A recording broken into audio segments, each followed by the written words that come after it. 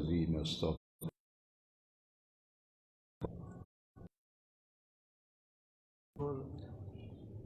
آج کے درس میں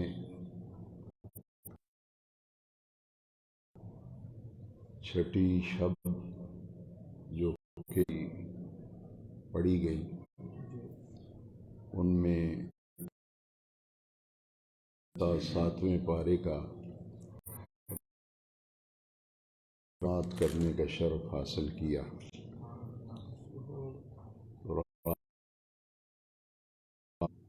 تین مقامات ہر درس جو ہے،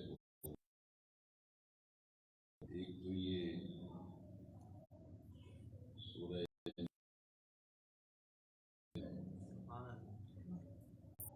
اس آیت میں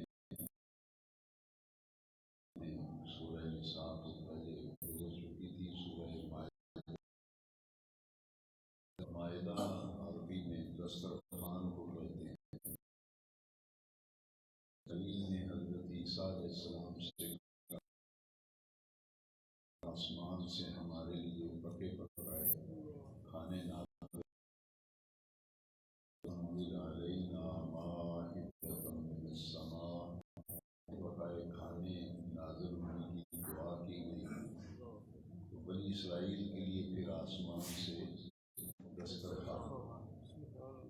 تو یہ سورہ مائدہ ہے، آیت نمبر 58 ہے. اس آیت میں اذان جو نماز سے پہلے اذان دی جاتی ہے، یہ نماز کا بلاوا ہے. اور جب اکٹھے ہو جائیں تو پھر انہیں جماعت سے نماز پڑھائی جائے. نماز کے لیے جب اذان دی جاتی ہے تو عموماً لوگ اس کے معاملے میں غفلت کا شکار ہو جاتے ہیں. جب اذان دی جاتی ہے تو گنتی کے چند لوگ مسجد میں آتے ہیں، باقی لوگ مسجد میں نہیں آتے. تو اذان کے بارے میں فرمایا گیا کہ یہ اللہ تعالیٰ کے فرما بردار بندوں میں اور نافرمان لوگوں میں فرق کرتی ہے. آپ اپنے بیٹوں کو آواز دیں، بلائیں، اور ایک بیٹا آپ کی آواز پر فوراً آ جائے، وہ باقی پرواہ نہ کریں، تو آپ خود اپنی اس اولاد کے بارے میں کیا کہیں گے کہ جو آپ کی بات مانے، آپ کے بلانے پہ آ جائے، حکم کی تعمیل کرے، وہ فرما بردار تصور ہوگا. اور جو باپ کے بلاوے پر توجہ ہی نہ دے، اس کی بات ہی نہ سنے، وہ پوری برادری کو بھی بتائے گا، دکان پہ بھی ہر آنے والے کو کہے گا اے بڑا فرما بردار ہے، باقی تو میری گل گول دے ہی نہیں، وہ دھیان ہی نہیں دیتے میری بات پر، میری بات کو اہمیت نہیں دیتے. تو اذان جو ہے یہ فرق کرنے والی ہے فرما بردار میں اور نافرمان میں. اذان جب دی جاتی ہے تو جو اس کو اہمیت نہیں دیتے، اس کے دوران گفتگو کرتے رہتے ہیں، توجہ ہی نہیں دیتے، ان کے لیے نبی کریم صلی اللہ علیہ وسلم کی حدیث مبارکہ بڑی ہی توجہ کے قابل اور لائق ہے. ہمیں اس کی طرف توجہ دینی چاہیے. اذان کے دوران گفتگو کرنے سے منع کیا گیا. نبی کریم علیہ السلام نے فرمایا جب مؤذن اذان دے تو وہ جب جملے پڑھتا ہے تو ساتھ ساتھ تم بھی ان جملوں کو دہراؤ. جب وہ پڑھ کر خاموش ہو جائے تو درمیان میں جو وقفہ ہے اس میں وہ جملے دہرانے چاہیے. ساری اذان میں اسی طرح. اور جب مؤذن پہنچے حی علی الصلاۃ تو پڑھنا چاہیے لا حول ولا قوۃ الا باللہ العلی العظیم. اسی طرح حی علی الفلاح کے جملے مؤذن ادا کرے تو پڑھنا چاہیے لا حول ولا قوۃ الا باللہ. اور جب اذان کا اسم گرامی آئے تو پھر حضور کی ذات اقدس پر درود شریف پڑھنا چاہیے. نبی کریم علیہ السلام نے فرمایا بخیل ہے وہ شخص جس کے سامنے میرا ذکر کیا جائے اور مجھ پر وہ درود شریف نہ پڑھے۔ اور جب اذان مکمل ہو جائے تو پھر حدیث شریف میں ہے کہ ثم صلوا علیہ، جامع ترمذی میں یہ حدیث شریف ہے کہ اذان کے جملے ساتھ ساتھ دہراتے رہو، اور جب اذان مکمل ہو جائے تو فرمایا ثم صلوا علیہ، پھر مجھ پر درود شریف پڑھا کرو، اور درود شریف پڑھ کر پھر یہ دعا مانگا کرو، اللہم رب هذه الدعوة التامة والصلاة القائمة آت محمدا الوسيلة والفضيلة والدرجة الرفيعة وابعثه مقاما محمودا الذي وعدته۔ دعا پڑھنے کا یہ فائدہ ہے، حضور نے فرمایا اذان کے بعد جو بندہ رب کی بارگاہ میں میرے لیے وسیلہ بننے کی دعا مانگے گا، قیامت کے دن میں اس کے لیے بن جاؤں گا وسیلہ۔ اذان میں جو بندہ باتیں کرتا رہتا ہے دنیا کی، دین کی اگر کوئی بات کر لی، خیر کی کوئی بات کر لی، وہ الگ معاملہ ہے، لیکن اذان کے دوران دنیا کی باتیں کرنے سے بزرگوں نے لکھا ہے کہ موت کے وقت بڑی مشکل پیش آتی ہے اور سوء ایمان کا اندیشہ ہوتا ہے۔ سورہ مائدہ کی آیت نمبر 58 میں اللہ کریم نے فرمایا وَإِذَا نَادَيْتُمْ إِلَى الصَّلَاةِ، اور جب تم نماز کی طرف بلاتے ہو، اتخذوها حزوا، جب تم اذان دیتے ہو تو کچھ لوگ اسے مذاق اور کھیل بناتے ہیں، کچھ لوگ اذان کو مذاق اور کھیل بناتے ہیں۔ عربی میں مذاق جو ہے اسے حزو کہتے ہیں، اور کھیل تماشے کو لعب کہتے ہیں۔ یہاں دونوں لفظ آئے، حزواً لعباً، کہ کچھ لوگ ایسے ہیں جو اذان کو مذاق بنا لیتے ہیں اور اذان کو کھیل بناتے ہیں۔ ذالک بأنہم قوم لا یعقلون، یہ اس وجہ سے ہے کہ وہ لوگ کچھ نہیں سمجھتے۔ اور ساتھ ساتھ جملے دہراتا رہے گا، اور جب اذان مکمل ہو جائے پھر درود شریف پڑھے گا، پھر یہ دعا مانگے گا۔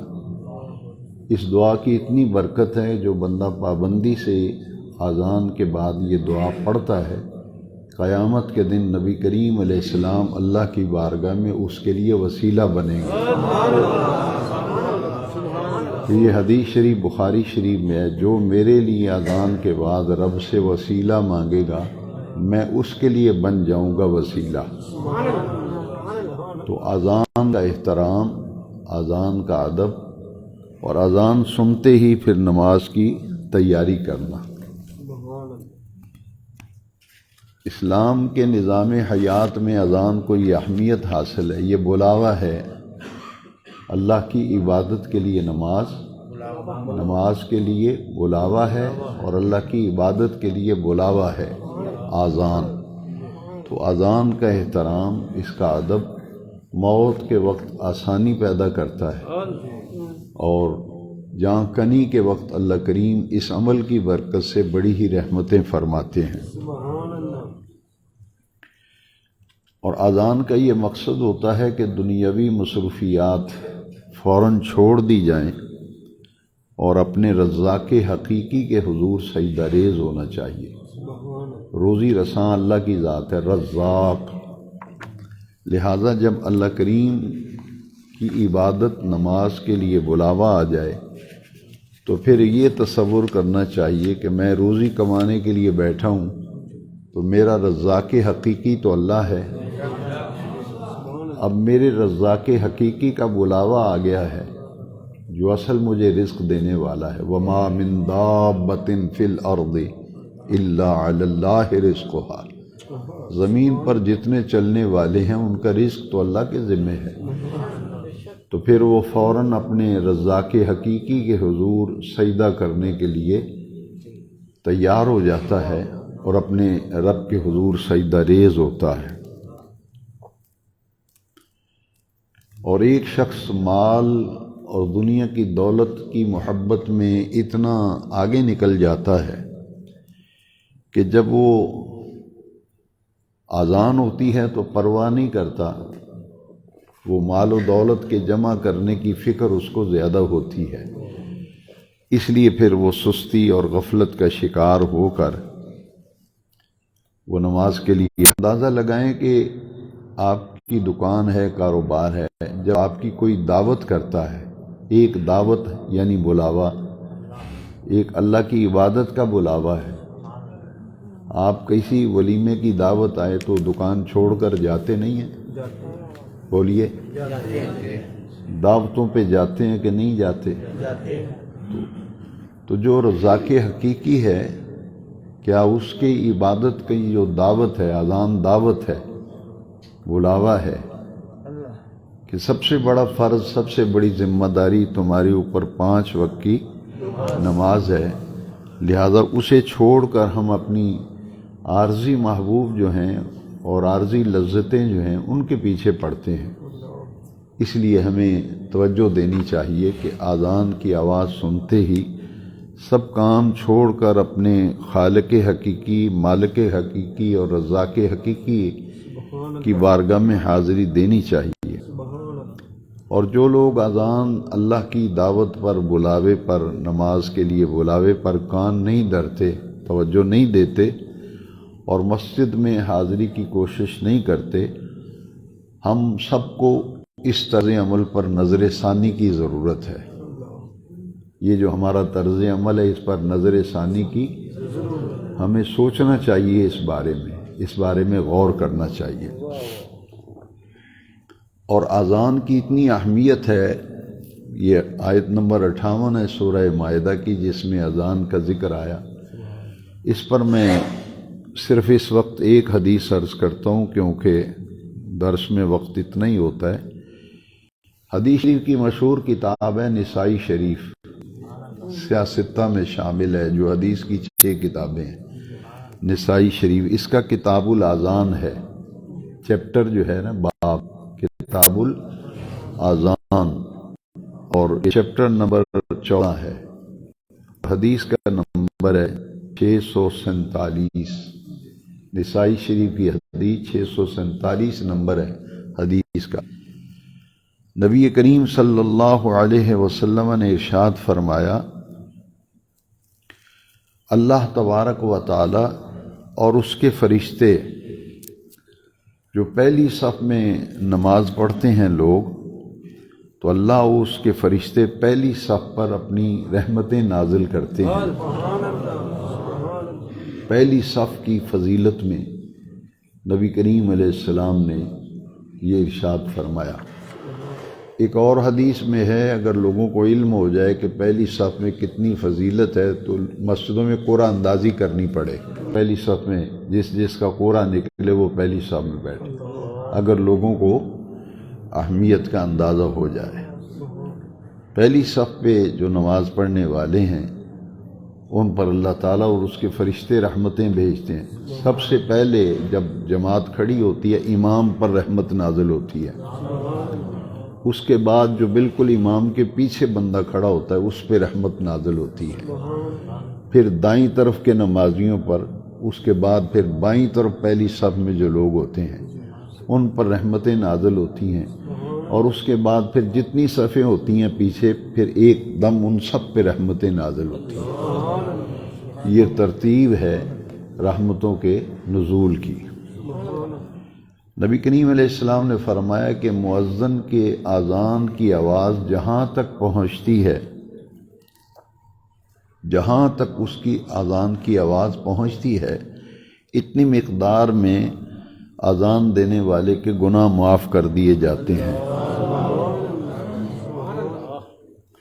اور کائنات کی ہر خشک اور تر چیز جو ہے وہ اذان کی آواز کو سنتی ہے۔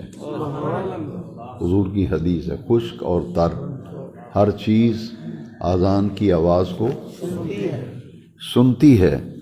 اور پھر نبی کریم علیہ السلام نے فرمایا اور ہر خشک و تر چیز اس کی تصدیق کرتی ہے۔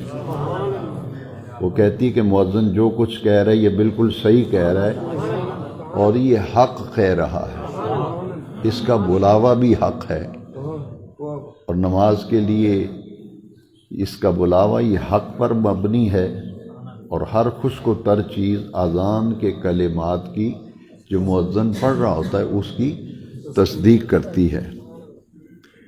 اور جو لوگ اس مؤذن پھر تکبیر بھی پڑھتا ہے، اسی لیے حکم یہ ہے کہ جو اذان پڑھے وہی تکبیر پڑھے، یعنی اقامت، قد قامت الصلاۃ، یہ جماعت کھڑی ہو گئی، اسے کہتے ہیں اقامت۔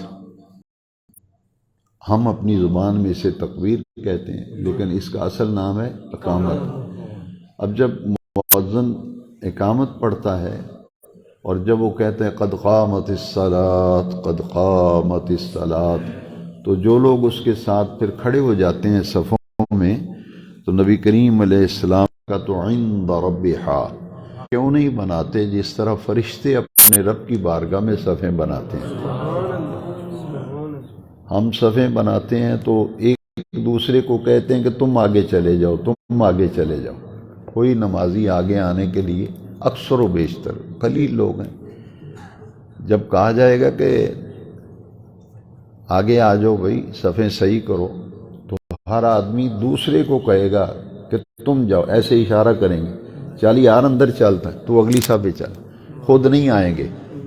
تو حضور نے فرمایا کہ صفیں اس طرح بناؤ جس طرح فرشتے صفیں بناتے ہیں۔ تو صحابہ نے پوچھا حضور فرشتے کیسے صفیں بناتے ہیں؟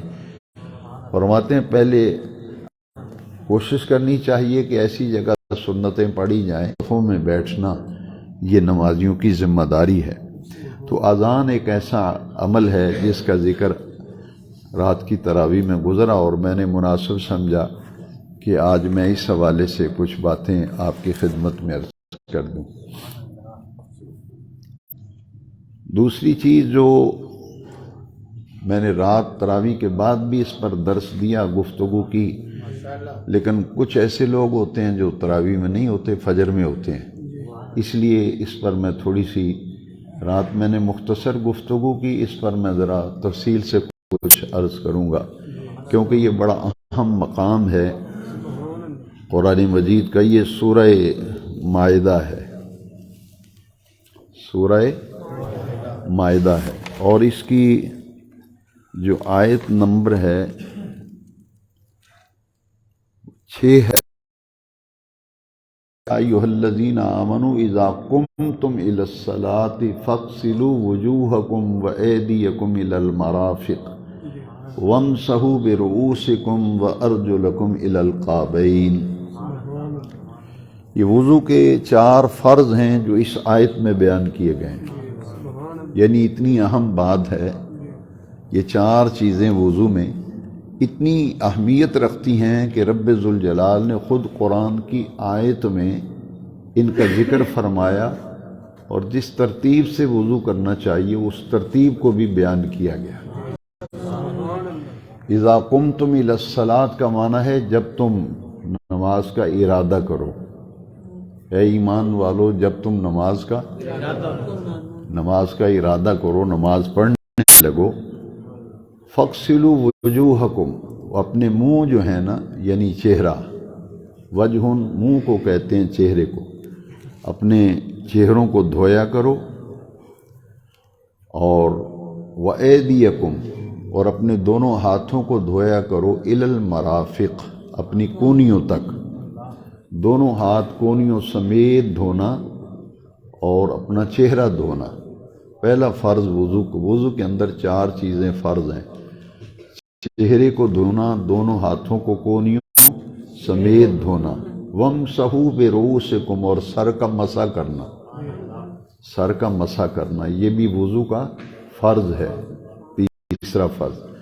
اور چوتھا فرض ہے وارجلکم الی الکعبین، اور دونوں پاؤں کو ٹخنوں سمیت دھونا، دونوں ہاتھوں کو کونیوں سمیت دھونا اور دونوں پاؤں کو ٹخنوں समेत धोना। टखने आम तौर पर खुश्क रह जाते हैं, एड़ियाँ खुश्क रह जाती हैं, इसलिए इस अमल की तरफ तवज्जो की ज़रूरत है कि कोनियाँ जो हैं उनका जो बैरूनी हिस्सा है, नीचे वाला हिस्सा है, वो भी खुश्क ना रहे और पाँव की एड़ियाँ और टखने जो हैं वो भी खुश्क ना रहें।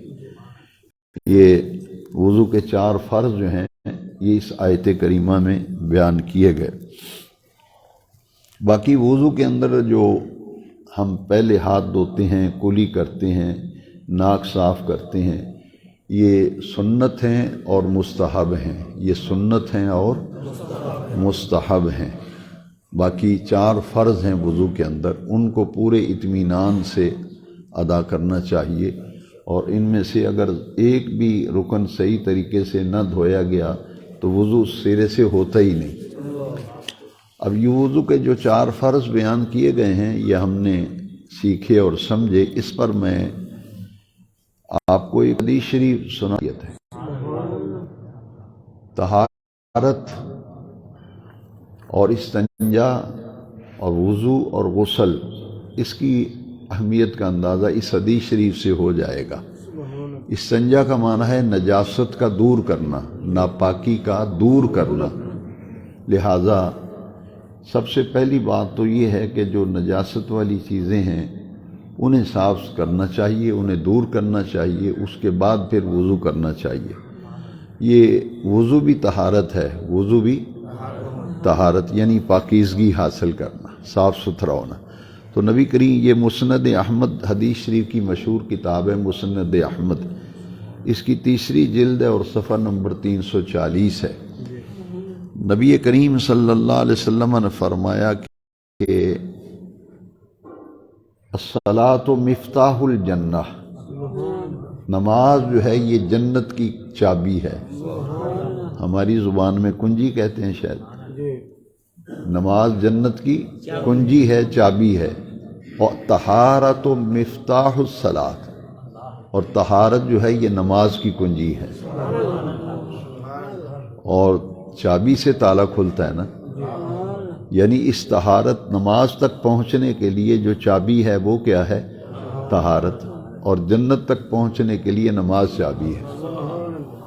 नमाज जन्नत में पहुंचाती है और तहारत जो है बंदे को नमाज तक पहुंचाती है। और वुज़ू के अंदर ये इसे मामूली ना समझें कि हम पानी के छींटे मार के मुंह धो रहे हैं, हाथ धो रहे हैं। ये अहले ईमान के लिए बहुत बड़ा इनाम है। फिर अंदाज़ा लगाएं हम कितने नाशुक्रे हैं, कितने नाशुक्रे हैं। अज़ान की फजीलत, अज़ान के लिए आने की अहमियत आपने सुनी ना, कितना बड़ा दर्जा है। अज़ान पढ़ने वाले का कितना दर्जा है, जो नमाज के लिए सफ़ों में आते हैं, खड़े होते हैं, कितनी रहमतें उनके लिए। इसी तरह वुज़ू को मामूली ना समझें, इस हदीस को बड़ी तवज्जो से सुनें और फिर अंदाज़ा लगाएं कि हम नाशुक्रे लोग हैं, कितना करम है हमारे रब का। ये हदीस शरीफ जो मैं आपको अब सुनाने लगा हूँ ये मुस्लिम शरीफ में है, जो बुखारी शरीफ के बाद मुस्लिम शरीफ का दर्जा है ना, सही मुस्लिम। और हदीस का नंबर है 577 नंबर है। किताबुत तहारत, चैप्टर का नाम है किताबुत तहारत बाब, और ये 10वां बाब है मुस्लिम शरीफ का। हदीस शरीफ में है कि नबी करीम अलैहिस्सलाम ने फरमाया, जब कोई मुसलमान वुज़ू करते वक्त अपने चेहरे को देता है, धोता है और पानी के कतरों के साथ उसके चेहरे से हर वो गुनाह बह जाता है, धुल जाता है जो उसने आंखों से किया था। हुज़ूर ने फरमाया, जब बंदा वुज़ू करता है तो उसने जो आंखों से गुनाह किए होते हैं ना, सगीरा गुनाह, आंखों से जो गुनाह किए होते हैं, वो पानी के साथ ही धुल कर नीचे गिर जाते हैं।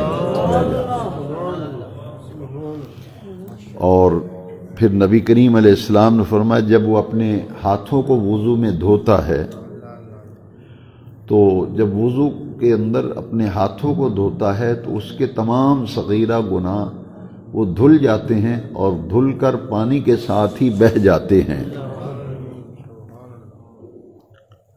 اسی طرح جو آدمی وضو میں اپنے پاؤں دھوتا، 4 ہی فرض ہیں نا وضو کے، تو ایک ایک رکن کے بارے میں حدیث شریف ہے۔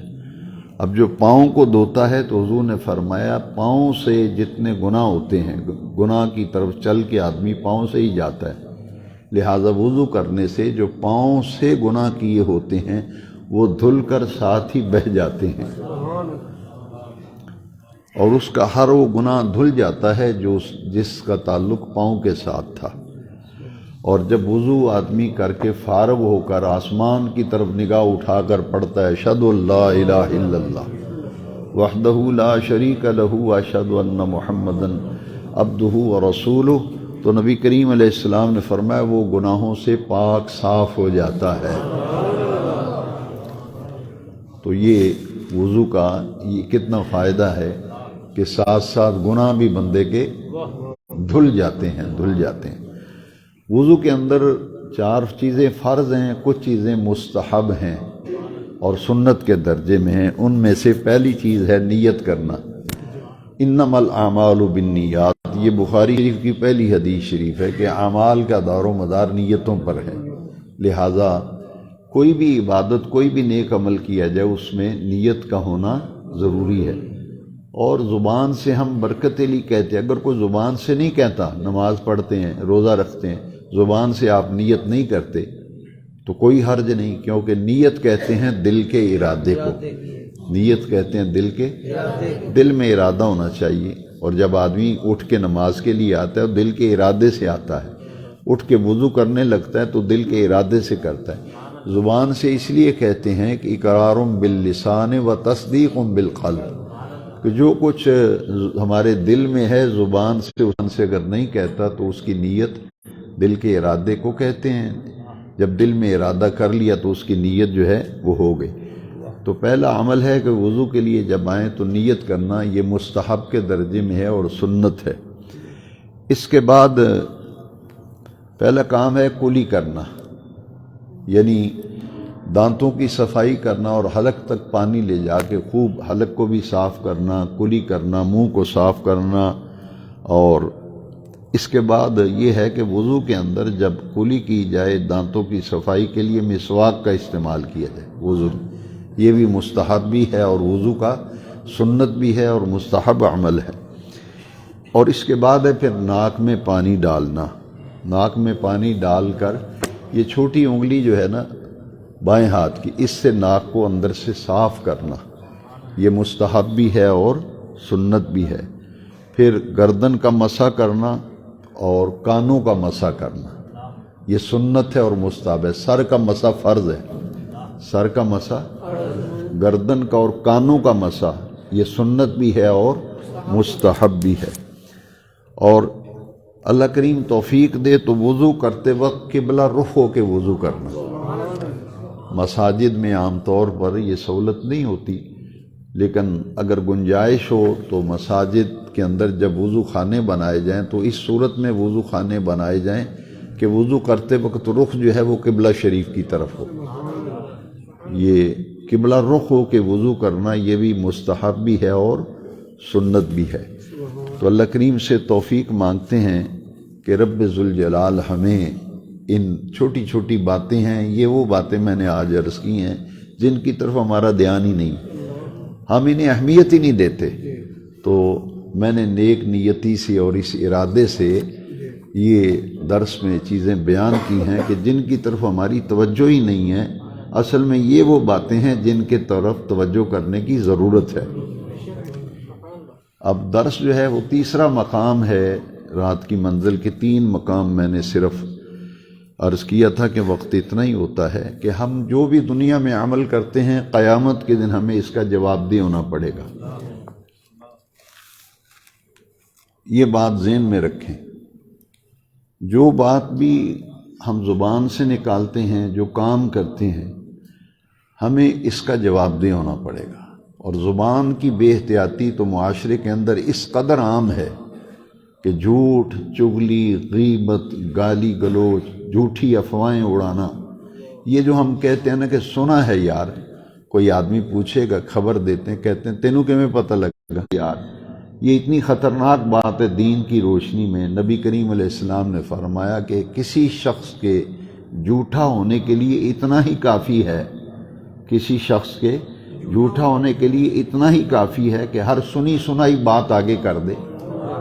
ہمارا دین یہ کہتا ہے جب تک تصدیق نہ ہو، جب تک تصدیق نہ ہو کہ بات سچی ہے جو جھوٹی ہے، اس وقت آگے نہیں کرنی چاہیے۔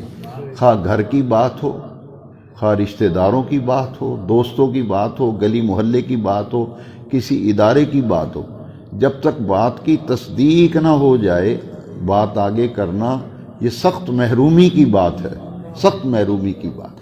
اس لیے ہر سنی سنائی بات آگے نہیں کرنی چاہیے، پہلے تصدیق کرنی چاہیے کہ بات صحیح ہے یا غلط۔ رمضان شریف کا مہینہ کتنی تیزی سے گزر رہا ہے۔ میں نے پہلے درس میں عرض کیا تھا، اور بڑا یہ پیاری حوصلہ افزا بات ہے۔ قرآن نے کہا ہے ایام معدودات، گنتی کے چند دن ہیں۔ دیکھیے پتہ بھی نہیں چلا چھٹا روزہ ہے، تیزی سے گزر رہا ہے۔ اور یہ رمضان شریف ہے نیکیوں کا موسم بہار، نیکیوں کا اچھا جو موسم بہار ہوتا ہے۔ آپ بڑے خوش نصیب ہیں، بہت پیارے لگ رہے ہیں جو اس وقت مسجد میں بیٹھے ہیں پاکیزہ مجھے آپ کے نورانی چہرے دیکھ کر مجھے وہ فارسی کا ایک شعر یاد آ گیا جو شیخ سعدی نے بڑی پیاری بات کی۔ آپ نے دیکھا کہ جب موسم بہار آتا ہے تو پتھر پہ تو سبزہ نہیں اگتا، کبھی پتھروں پہ بھی سبزہ اگا ہے؟ موسم بہار میں پتھروں پہ سبزہ کہاں اگتا ہے جو نرم زمین ہوتی ہے؟ فارسی کا بہت پیارا شعر ہے، در بہاراں کے شود سر سبز سنگ، در بہاراں کے شود سر سبز سنگ، سنگ کہتے ہیں پتھر کو، خاک شو تا گل بروید رنگ رنگ، کہتے ہیں موسم بہار آ جائے تو پتھروں پہ سبزہ نہیں اگتا، اس لیے مٹی ہو جا، خاک شو مٹی ہو جا، یعنی عاجزی اور انکساری کی زمین تیار کر، اپنے من میں اپنے باطن میں کیا کر، نرمی، عاجزی، انکساری کی ایسی سرزمین قائم کر، ایسی زمین تیار کر، پھر جب رمضان میں رب کی رحمتیں برسیں تو تیرے دل میں نیکی کے رنگا رنگ پھول اگیں۔ پھر در بہاراں کے شود سر سبز سنگ، آکشو تا گلنگ۔ یہ ہمارا اندر جو ہے نا من، یہ نہیں مرتا۔ جس دن ہمارا من مر گیا نا، یہ تکبر، یہ غرور، یہی چیزیں عبادت میں رکاوٹ بنتی ہیں۔ اس لیے عاجزی انکساری پیدا کرو۔ 6 روزے آج ہو جائیں گے، دن تھوڑے ہیں، دن تھوڑے ہیں، یہ نیکیوں کا موسم بہار ہے، اس سے فائدہ اٹھاؤ۔ اور تو ہمارے نیکیوں کے رنگ برنگ پھول تبھی پیدا ہوں گے نا جب عاجزی انکساری ہو۔ در بہاراں کے شود سر سبز سنگ، خاک شو تا گل بروید رنگ رنگ۔ یہ ایک حدیث شریف آیت کریمہ کے تحت تفسیروں میں کہ ہر آیت کریمہ کا مفہوم یہ ہے کہ قیامت کے دن اعمال کا حساب و کتاب دیا جائے گا، پوچھا جائے گا۔ اس سلسلے میں یہ ترمذی شریف حدیث شریف کی کتاب ہے، بخاری پہلے نمبر پہ ہے، دوسرے پہ مسلم شریف، تیسرے پہ ترمذی شریف، جامع ترمذی، اور اس حدیث کا نمبر ہے 2416، 2416 نمبر حدیث ترمذی شریف کی، اور پہلا باب ہے باب صفت القیامہ۔ نبی کریم علیہ السلام نے فرمایا قیامت کے دن جب تک آدمی 5 سوالوں کا جواب نہیں دے گا اس کو وہاں سے قدم اٹھانے کی اجازت نہیں ہوگی، کوئی آدمی ہل نہیں سکے گا۔ میزان پہ جہاں اعمال تولے جائیں گے وہاں آدمی کھڑا ہوگا، جب تک 5 سوالوں کا جواب نہیں دے لے گا اس کو قدم ہٹانے کی بھی وہاں سے اجازت نہیں ہوگی۔ وہ 5 سوال، پہلا سوال سرکار حضور پرنور شافع یوم النشور مدنی کریم صلی اللہ علیہ وسلم نے فرمایا، پہلا سوال ہوگا کہ تو نے اپنی عمر کن کاموں میں گزاری ہے۔ پہلا سوال عمر کے بارے میں ہوگا کہ تو نے اپنی عمر کن کاموں کے اندر گزاری، یعنی اچھے کام کیے یا برے کام کیے۔ دوسرا سوال ہوگا، یہ تو پوری عمر کے بارے میں پوچھا جائے گا، پھر خاص طور پر جوانی کے بارے میں پوچھا جائے گا۔ وان شباب ہی، اس کی جوانی کے بارے میں پوچھا جائے گا، تو نے اپنی جوانی کن کاموں کے اندر کھپائی، اپنی جوانی کن کاموں میں صرف کی، کھپائی، یعنی پوچھا جائے گا کہ جوانی تیری اچھے کاموں میں گزری ہے یا برے کاموں میں۔ دوسرا سوال یہ ہوگا، اور تیسرا فرمایا کہ ہر شخص سے مال کے بارے میں پوچھا جائے گا، وَعَن مَالِهِ، اور اس کے مال۔ تین سوال ہوں گے۔ چوتھا سوال ہوگا، جو مال تو نے کمایا تھا اسے خرچ کہاں کیا؟ یہ نہیں ہے کہ مال کما لیا جہاں مرضی لوٹاتے پٹاتے پھر رہے ہیں، کوئی پوچھے گا ہی نہیں پوچھا جائے گا کہ جو مال کمایا تھا حلال طریقے سے کمایا تھا حرام سے، اور کہاں خرچ کیا تھا، کہاں خرچ کیا تھا، جائز کاموں میں خرچ کیا تھا، ناجائز کاموں میں۔ جہاں خرچ کرنا چاہیے تھا وہاں تو نے خرچ نہیں کیا، تو کن کاموں میں پیسہ برباد کرتا رہا ہے؟ تو مال کمانے کے بارے میں پوچھا جائے گا اور مال خرچ کرنے کے بارے میں بھی پوچھا جائے گا کہ جائز کاموں میں خرچ کیا یا ناجائز میں، اچھے کاموں میں خرچ کیا یا برے کاموں میں۔ پانچواں سوال ہوگا، ہر اس شخص سے جس کے پاس علم ہوگا، یہ علماء کے لیے بڑا قابل توجہ نقطہ ہے، کوئی آسان منزل نہیں ہے۔ ہم کہتے ہیں بہت بڑا عالم ہے، اس کے پاس بڑا علم ہے، تو یہ حدیث شریف جب ہمیں پڑھائی جاتی تھی تو ہمارے استاد گرامی لرز جاتے تھے، اور میرے والد گرامی علیہ رحمہ جب حدیث شریف پڑھاتے تھے تو اس حدیث پر 1 گھنٹہ کم از کم لگ جاتا تھا۔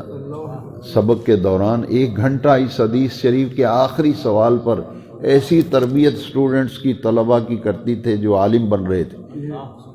آخری کلاس ہوتی ہے دورہ حدیث کی، عالم جب بنتا ہے 8 سال میں عالم بنتا ہے۔ آج تو پہلے سال میں پگڑی باندھ کے آ جاتا ہے، لمبا سا جبہ پہن، لوگ کہتے ہیں بڑا عالم ہے۔ 8 سال لگتے ہیں، اور علم کسی اور چیز کا نام ہے۔ یہ سوال عالم بننا آسان ہے، یہ سوال جو ہے ایک طرف آدمی کام جاتا ہے، اور ہمیں تعلیم دی جاتی تھی کہ رات کو تنہائی میں 2 نفل پڑھ کے رویا کرو کہ یا اللہ تو نے مجھے علم دیا ہے تو اس پہ عمل کی بھی توفیق دے۔ لوگوں کو مسئلے بتائے، بندہ خود عمل نہ کرے، لما تقولون ما لا تفعلون، اس علم کا کوئی فائدہ نہیں۔ اس لیے ایک علم نافع ہے، وہ علم جو نفع بخش ہو۔ نفع علم وہ ہے جس پر عالم عمل کرتا ہے، اگر عمل نہیں کرتا تو علم جتنا مرضی اس کے پاس ہو وہ کسی گنتی و شمار میں نہیں۔ اس لیے یہ جو 5واں سوال ہے، یہ سوال آدمی کو ایک دفعہ لرزا دیتا ہے۔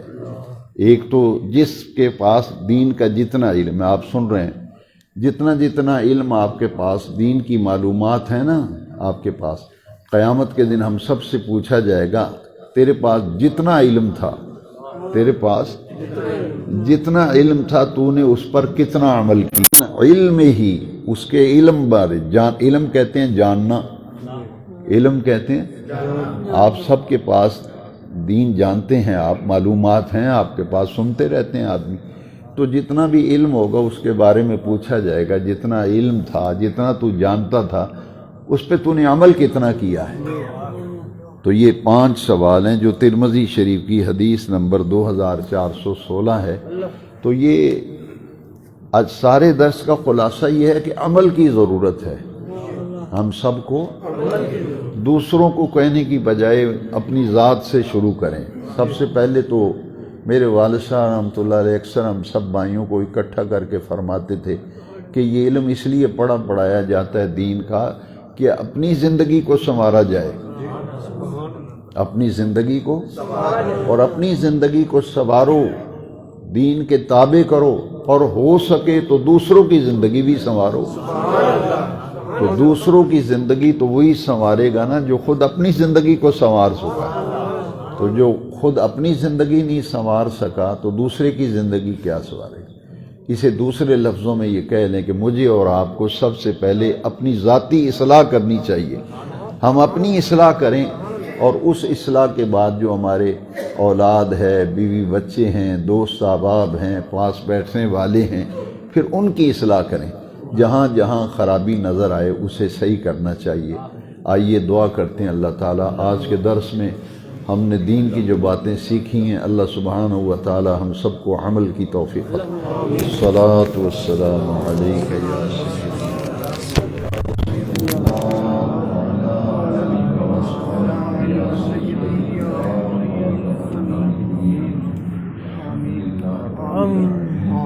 والصلاة والسلام على إمام الأنبياء والمرسلين وعلى أصحابه أجمعين. ربنا تقبل منا إنك أنت السميع العليم وتب علينا إنك أنت التواب الرحيم. اے رب کریم ہمارے روزے کو قبول فرما، ہماری نمازیں قبول فرما. یہ مبارک مہینہ تیزی سے گزر رہا ہے.